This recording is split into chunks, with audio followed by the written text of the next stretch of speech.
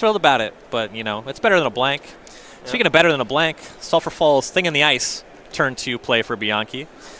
Ooh, and here is Eidolon of the Great Revel for Logan Murphy. Pretty nice heads-up play by Bianchi here, not blocking with the Thing in the Ice on the Swiss Spear.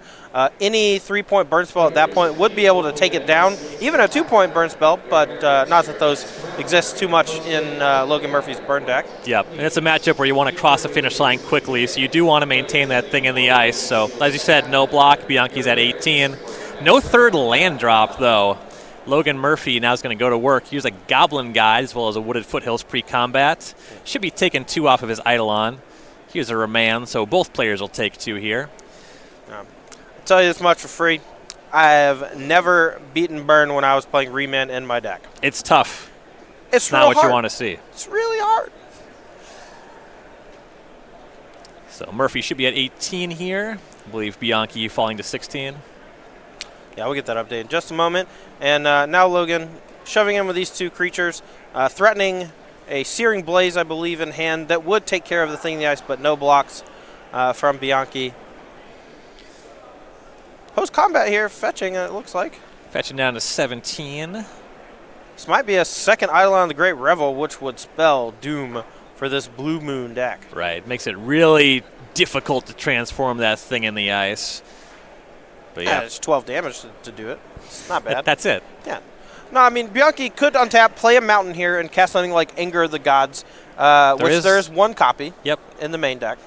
And you're exactly right. Second Eidolon of the Great Revel. That'll knock Murphy to 15, but he's got to be happy about this board state. All right, that's a quick fetch. Yeah. We might have the Anger of the Gods. Yeah, Bianchi to 12. Scalding Card could not hit the graveyard fast enough. There's Basic Mountain. 3 lands tapped. That is Anger. Ooh. Thing in the Ice down to 2 counters. Get those Eidolons out of there. You do take 4 damage here down to 8. So even though this is a huge swing in the favor of the Blue Moon deck, it's not out of the woods yet. 8 life is not very much. That's 3 burn spells or 2 copies of Boros Charm to the Domski. Right. Also, relevantly, Murphy at 15. It would take more than 2 connections from an Awoken Horror to close this game, even if that transformed next turn. I mean, that's fair, but I think that's pretty easy for Bianchi to find something like a Lightning Bolt along the way there to do that last point of damage. And, well, here it is anyway. Murphy's going to do it for him. Scalding Tarn cracks that to 14. Yeah, I'm pretty sure Logan here, with how quickly he's playing this, a double Searing Blaze is coming. Ooh. Or at the very least, 1 Searing Blaze plus a way to finish off the Thing in the Ice. Yeah. Yeah, if you have the 1, it makes a lot of sense to get that off the table. Yeah, it is the only thing that is threatening to kill you, and it does it quickly, so you would buy yourself roughly 4 or 5 turns if you got it off the battlefield now to find that 1 extra burn spell that you used to finish it off. And Searing Blaze is floating towards the front of the hand. Starts with Goblin Guide, though.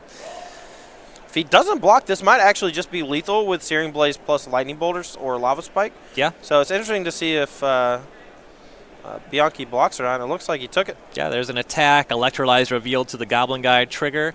Bianchi falls to 6. There's Searing Blaze. That'll put him at 3. Does Murphy have it? No, he's just got to pass. Not yet. 3 is still not a comfortable life total. It's definitely not. And while the Blue Moon deck does have a lot of counter spells, they're usually not super cheap. They're things like Cryptic Command or Remand.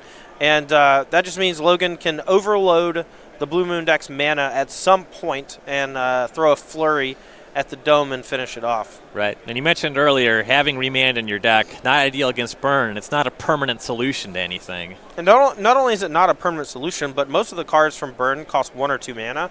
And something like Remand is particularly good against cards that cost 3 or more mana. Right. Any matchup you play against that has an abundance of 1 mana cards, your Remands are going to be at basically an all-time low as far as strength is concerned. Yeah. And that's largely why the card really fell off in the modern format in general. I actually like this play from Bianchi. It's kind of a Hail Mary. If Logan perhaps made a mistake and got stuck with something like Boros Charm in hand, it's possible that he ends up getting destroyed this turn. Yeah. But he has the land and the Searing Blaze number 2, and that's 3 damage. That'll do it. Blood Moon not good enough to stop that one, and we'll be heading to some sideboarded games. Yeah, it is no surprise to me that Byrne took down game 1 there. I don't even think Logan's draw was particularly backbreaking or good, and Bianchi drew his one of Anger of the Gods in a spot where he absolutely needed to draw a one of. So even though Logan was able to take down game 1, I actually don't even think you got to see the full strength of his deck. Right. So Bianchi's going to need some help from the sideboard. He's our Blue Moon player. So what does he have? He has 2 Ancestral Vision, 2 Dispel, 2 Ceremonious Rejection, 2 more Anger of the Gods, a Surgical Extraction, a Negate, a Disdainful Stroke, a Rending Volley, and a Braid, a Vendilion Click, and a Keranos God of Storm. So he's going to be working with more scrappy tools. What do you like here? I like basically anything that can interact with a burn deck and is also cheap. Things like Dispel are pretty good. I don't mind something like Anger of the Gods or a Braid just as ways to clear annoyances like Goblin Guides or whatever. If you have bad cards in your main deck, like your remands, getting those out of your deck is priority number 1 for things that are reasonably useful. So I don't mind that. The Negate is obviously coming in. And you might want something like Vendilion Click just to start applying pressure. It is vulnerable to things like Searing Blaze, but there's a good chance that Logan actually cuts the Searing Blazes because they don't actually kill anything straight up except for the Snapcaster Mages from game 1. Sure. So the plan's largely to have a little bit more permission and try to get some damage in. Exactly. All right, and on the burn side of things for Logan Murphy, we have 4, count them, 4 Rest in Peace, 3 Smash to Smithereens, 2 Exquisite Firecraft, 2 Ensnaring Bridge, 2 Core Firewalker, and 2 Path to Exile. This is actually kind of sweet. The Core Firewalkers, I think, are subtly very good against this Blue Moon deck. Once it hits the battlefield, the only really way to clear it is to transform Thing in the Ice, or just block him with Thing in the Ice. But as we saw in Game 1, Alex Bianchi doesn't want to block with that 0-4. It is one of the easiest ways for him to steal games. And if Logan plays something like Core Firewalker, there's a good chance it just ends up dealing like 8 damage over the course of the game. Obviously, Snapcaster Mage can block it, but as long as Logan Murphy is prepared with things like Searing Blaze in his deck still, he should be okay. Other than that, I particularly love Exquisite Firecraft against any deck that has Cryptic Command. But I wouldn't bother with something like Rest in Peace, simply because Snapcaster Mage is not a good enough reason to attack the graveyard. Yeah. Biggest concern would be over sideboarding here. He has a couple good tools, and he wants to keep it pretty limited. Yeah, there's a chance Path to Exile comes in because Thing in the Ice is the easiest route to victory. But I could totally see Logan just being super low to the ground, wanting every spell to deal damage, and just hoping that it's good enough in the face of a Thing in the Ice. All right, for everyone playing at home, if you're looking for an opportunity to get your game on at a store near you, why not check out Star City Games Game Night? Come check it out, get a pack of sleeves and a Creature Collection token for January. Hadouken! Nailed it. Got him. Yeah, the Street Fighter reference, as it were. Yeah, I love me some Creature Collection. You can pick up some sweet sleeves or tokens at your local game night. If you don't have a local game night, you can ask your LGS owner to go to go.starcitygames.com/game night for more information, and maybe they can partner up with us and have a good time. Yeah, get in time, check out some of these great tokens. All right, what do we got for February? We have Yeti Steady Go. Nice. Honestly, I love it. This is a really nice one. Have you seen March yet? March? No, but I want to talk about Yeti Steady Go for a second. Right, we'll get to March in a second. Okay, first of all, it's on a sled, right? It's like got its life on its back. That's true. It's like moving, you know? Okay. Yeah, it's great. It's also a beast, which is unfortunately will probably supplant me as a beast token, which I don't love. Yeah. I hate it now. In fairness, that beast token's like 10 years old now. No, it's not. Wow, it's not that close. It is closer to 10 years than 5 years, I think. So that's I believe nice. that. Okay, let's take a look at March while I'll be sad. Veni, Vidi, Armadici. I came, I saw, I armadillo. I'll say this, whoever thought of this should get a raise. If I was the boss, this person's getting a raise. Did you think of this? Is no. The 1/1 Sand Warrior token, that comes up just all the time if you're playing Commander with Creature from Legends. Harkonnen, maybe? I don't know. I forgot which one. I got the art. I get it in Momir Vig, Momir Basic all the time. Yeah. Because there aren't a ton of 7s. Right. But it's Naya colors, 7 mana. When it enters the battlefield, you get a bunch of Sand Warriors equal to, I think, the number of lands you control, maybe. That sounds right. And then when it leaves the battlefield, all your tokens get exiled. But yeah, all those great Sand Army. tokens and more as they come down. Check out go.starseagames.com/game night. All right, looks like we're underway here for game 2. Turn 1, Flooded Strand for Alex Bianchi. For Logan Murphy, Basic Mountain, Goblin Guide. Yeah, good chance this one's attacking no matter what, but not so sure it's going to deal damage. Reveal is Jace the Mind Sculptor. Bianchi probably not super interested in drawing that one. Cracks the Flooded Strand to 19. We'll find out if he has a removal spell. He doesn't. It's Basic Island. All right, going to take 2 more down to 17 here. And then probably cast this Opt, digging for some way to interact with this Goblin Guide to make sure that it doesn't do any more free points of damage over the next few turns. Yeah, minimally a Thing in the Ice as a blocker would be nice. Wants to get some removal spells online, though. Yeah, and don't count out using Snapcaster Mage as effectively a Doomblade. Whenever I'm playing against Burn, you want to protect your life total as much as possible. And even though you're losing that value, sometimes Snapcaster Mage can be a liability. The casting the spell, basically 2 different spells with it, sometimes is really bad against Eidolon of the Great Revel, and you're missing out on preventing that 2 damage from just blocking Goblin Guide. The only card that really punishes you is a full-powered Searing Blaze on turn 2. Yeah. Yeah, sometimes you just got to ambush Viper. It's not pretty, but that's one of the modes on the card. Land for turn is going to be a Scalding Tarn for Bianchi. He'll fall to 16. Second Basic Island.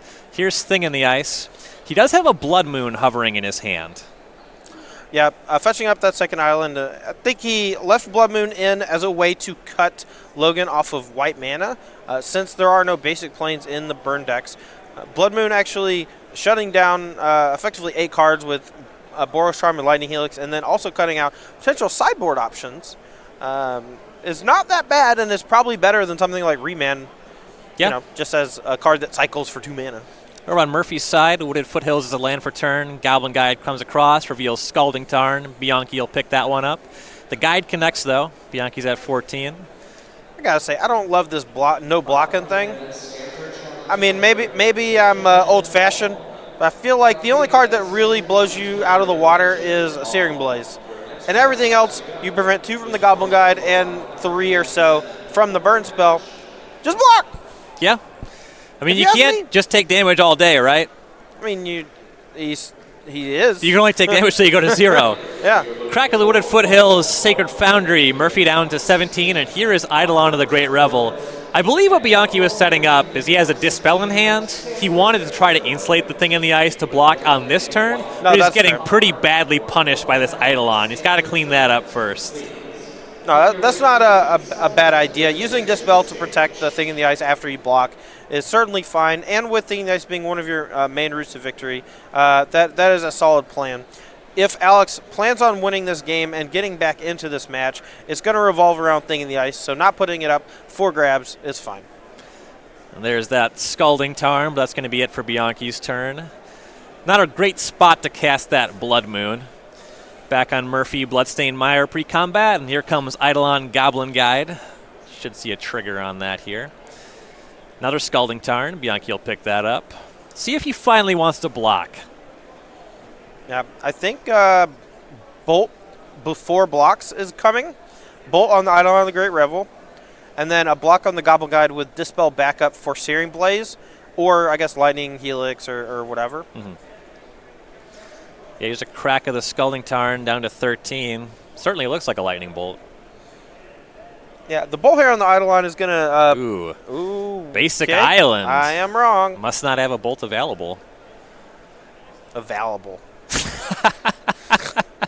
I'm never going to change, Todd. It's fine. Me either. All right, here's Snapcaster Mage. Trigger on Eidolon.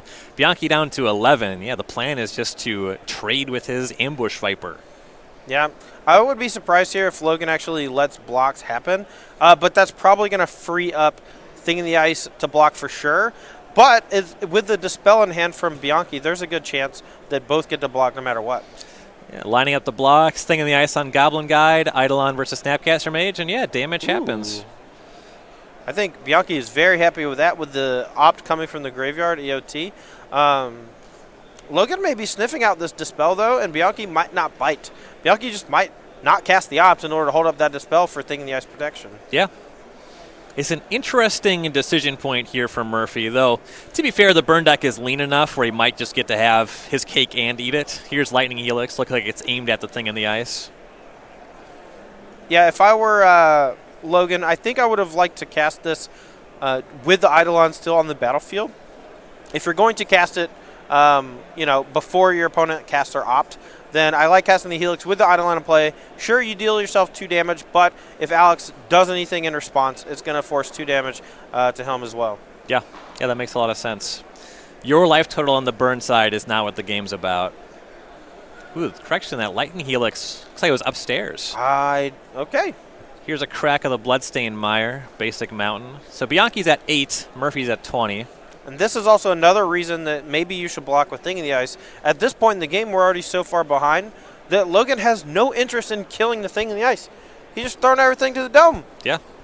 And when you get to just trade with Snapcaster Mage that didn't have real impact on the battlefield otherwise, the burn deck is pretty comfortable just throwing some damage upstairs. Oh, absolutely. I mean, that's what they do best. Everything does 3. It's fine. And here's a Suspend on Riftbolt. So that means the coast is clear for Bianchi to flash back this opt.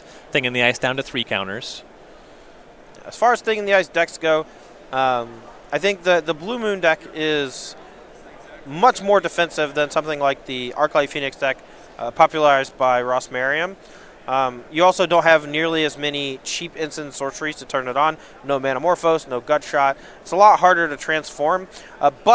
Normally, the Blue Moon deck is very good at utilizing the 0-4 body defensively.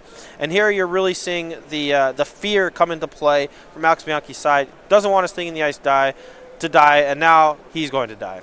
Yep. Opt did scry to the top. Sulphur Falls is the land for turn, but it is a very precarious situation, as you mentioned. Second Thing in the Ice. Yeah. Dispel at the ready, so probably not dead next turn. Unless Logan just has a flurry of 1-mana burn spells.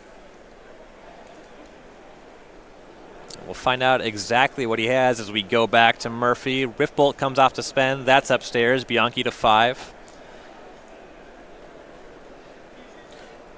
If Logan has land drops here, I might just play nothing, like land go, and just wait for Bianchi to start trying to transform his things in the ice. You want to try to hit your opponent when they're very low on mana. And right now, with Bianchi on 4, he doesn't have a lot to work with right now. Here's Wooded Foothills. There's Lava Spike. Bianchi down to 5. Wait, the Riftbolt should have put him to 5, so 2 should be the life total there. Yeah, and if this Grim Lavamancer survives until next turn, that's going to be threatening lethal. And we haven't seen a Lightning Bolt from Bianchi yet. Yeah, I'm not convinced he has one. He's had Blood Moon in hand for a while. That's what I thought was the Lightning Bolt earlier. He drew Cryptic Command. That is technically an answer. Yikes. Okay, Harvest Pyre for 1 here. That's a clean answer to this Grim Lavamancer. Yep, that'll tick these things down. 2 on 1, 3 on the other. I want to point out that Alex Bianchi could have actually cast his Harvest Pyre during the end step. Chose not to make sure he could hold up Dispel and not die to an instant speed burn spell. Yep. On Murphy's side, there was no attack with the Goblin Guide. You don't want to give up the trigger. That makes a lot of sense, especially against 2 Thing in the Ices. Yeah, and if you're not hitting them with Searing Blaze, then no real reason to attack there. If you're planning on throwing all the burn at the dome. Steam Vents tap, land the turn for Bianchi. Murphy's going to crack that Wooded Foothills down to 18.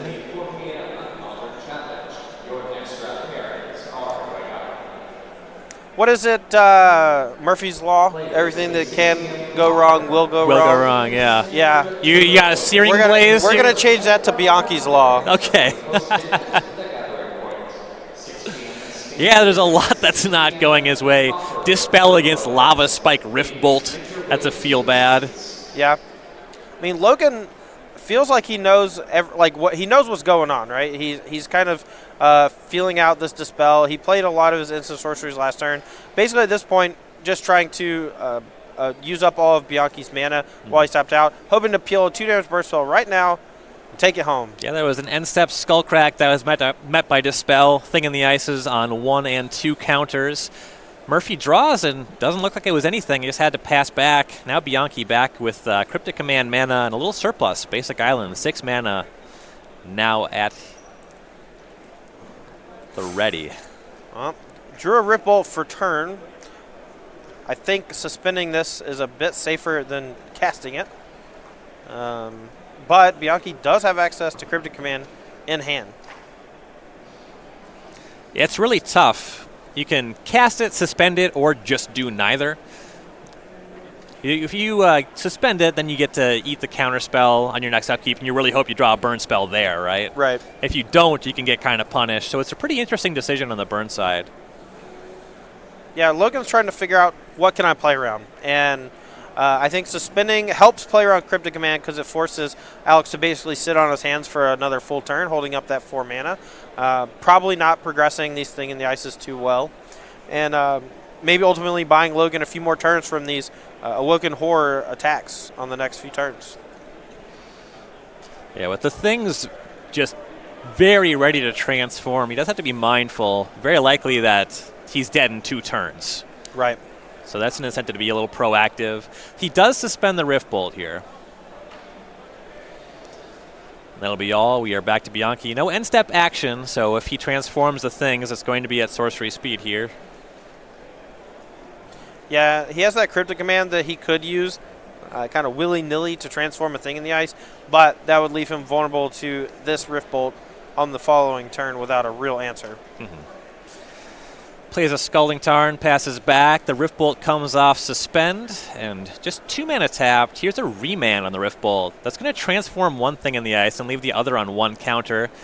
Murphy will pick up the Goblin Guide. Now this may actually leave Bianchi dead to a 1 mana burn spell off the top.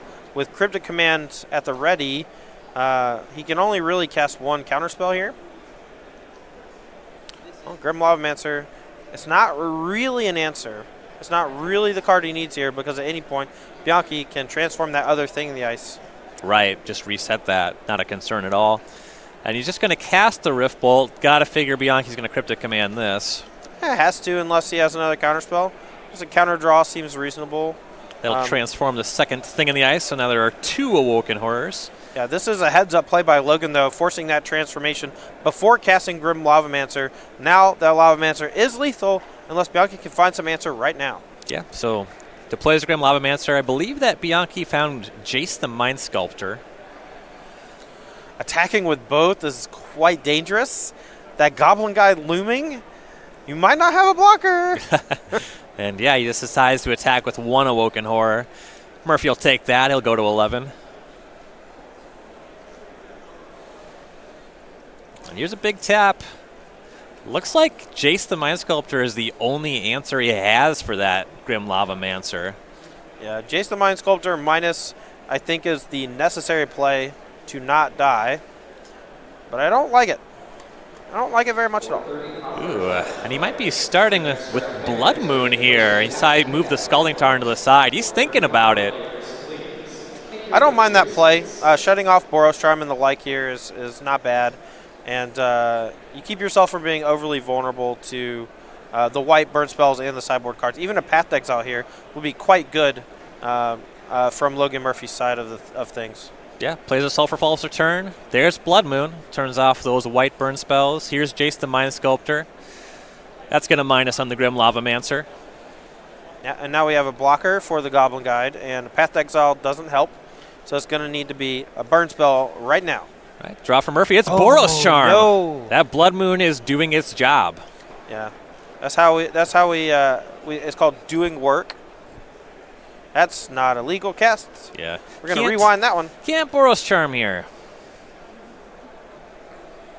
You can cast Goblin Guide and Grim Lavamancer. Honestly, I don't blame Logan Murphy here for trying to cast that Boros Charm. Blood Moon's not really super good against your mostly mono red deck. Yeah. So probably doesn't come up a lot. No, that's for sure. Spreading Seas, on the other hand, yeah, that one can be brutal. Also doesn't come up a lot, but, right. Yeah, but it's significantly better. Yeah, there's Grim Lavamancer and Goblin Guide. Here's a Lightning Bolt on the Lavamancer. Jace can clean up the Goblin Guide. The Woken Horrors could come across. Murphy sees that. He's going to concede. We're going to game 3. Yeah. Just great play from Alex Bianchi, recognizing where he's at basically at all times. Using that remand to basically cycle, countering the Rift Bolt, I think was heads up. Basically forcing Logan into a spot where he has to choose to hard cast it and maybe die on the or maybe die on the following turn to the Woken Horse plus some lightning bolts. Yeah, Bianchi did something that I really liked there on that Blood Moon Jace the Mind Sculptor turn. It's a situation where some players can play coy if you leave up blue mana, but you can't afford to bluff a counterspell against a deck that just, when their spells resolve, you lose the game. Right. I mean, there's also this thing about bluffing where it doesn't work if your opponent has no other choice. And when you're threatening 2 copies of a Woken Horror coming into the red zone, you leave them without a choice. They just have to cast their spells. Right. All right, let's take a look at the sideboard here and see if either player is going to make any changes. I think Logan, after seeing Blood Moon after sideboard, might actually try to trim down on some white cards. If he was bringing in Core Firewalker, I suspect he will not be bringing that in anymore. Maybe the same for Path to Exile and just relying on his mostly red spells to do the job. I don't suspect he would cut anything like Lightning Helix or Boros Charm and just utilizing those as early as possible before something like Blood Moon could come down and be effectual. As far as Bianchi is concerned, I think he's going to keep his deck as is for the most part. I don't foresee him bringing anything in that we didn't talk about last game. Should have made 2 Ouija shifts.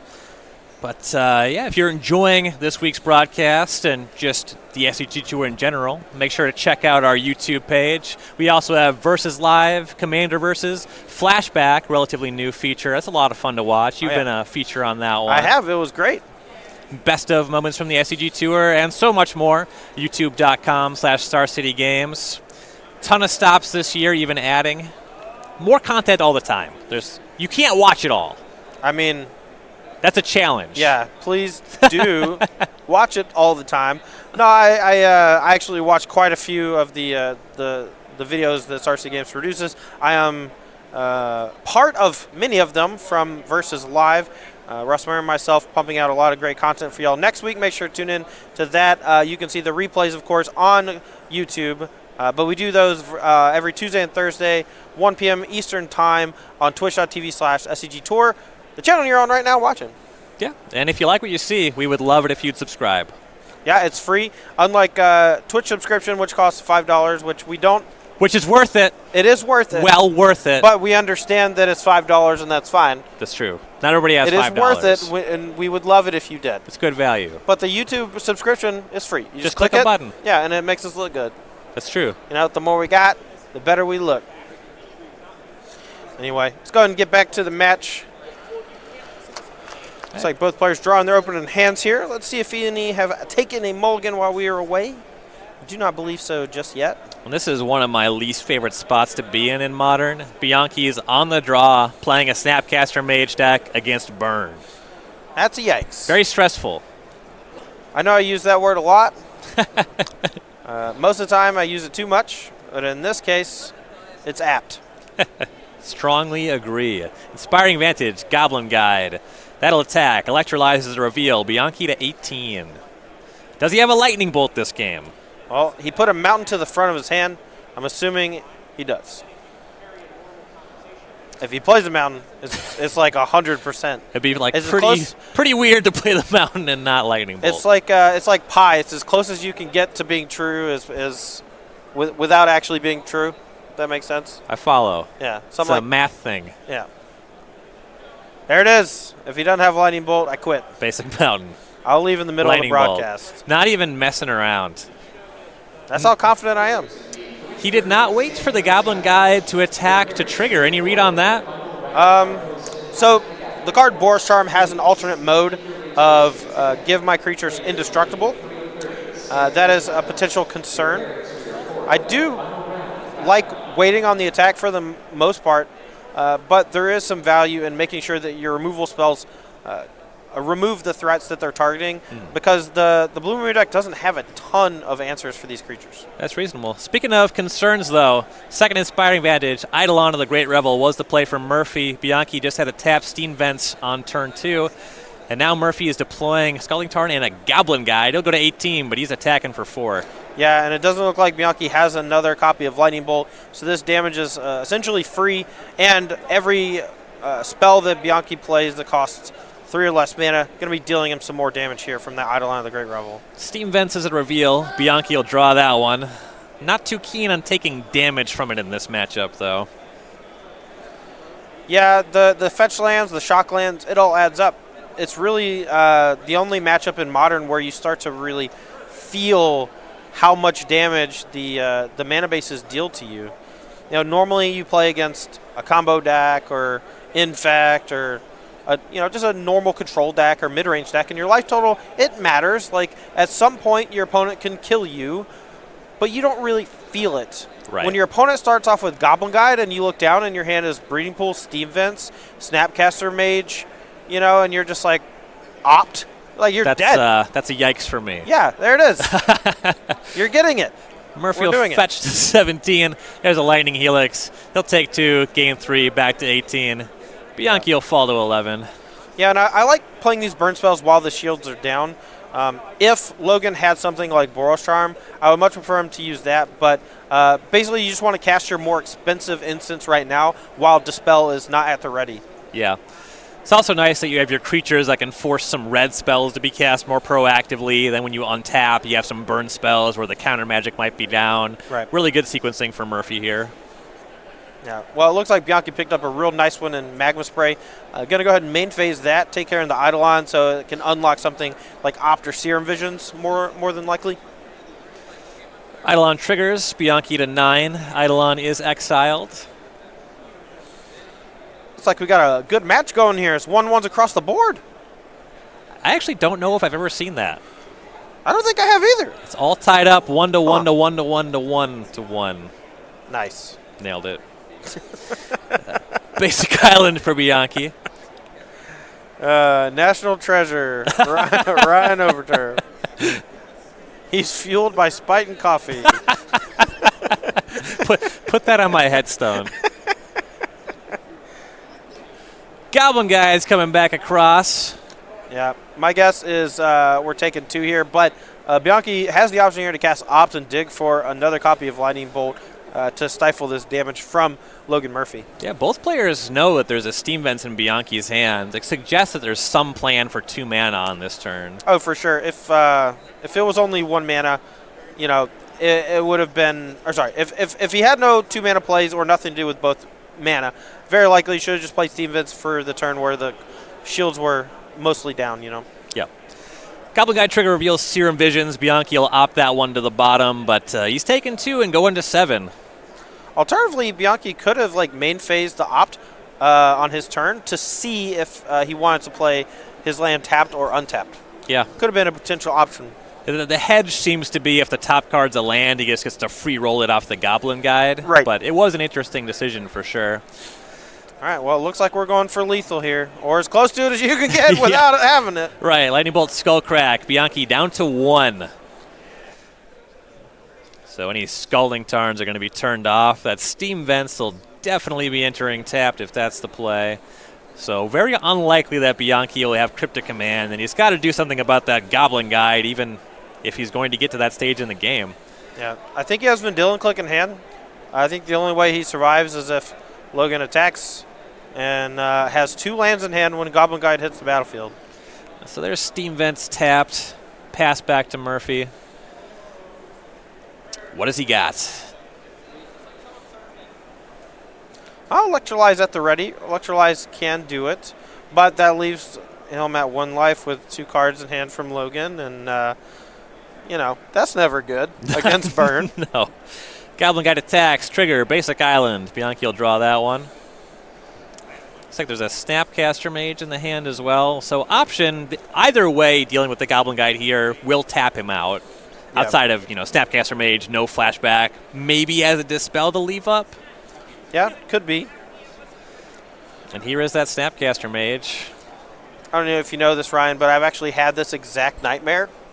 Okay. Being at 1 against an attacking Goblin Guide with only Ops and Electrolyzes. And, opponent has multiple cards in hand.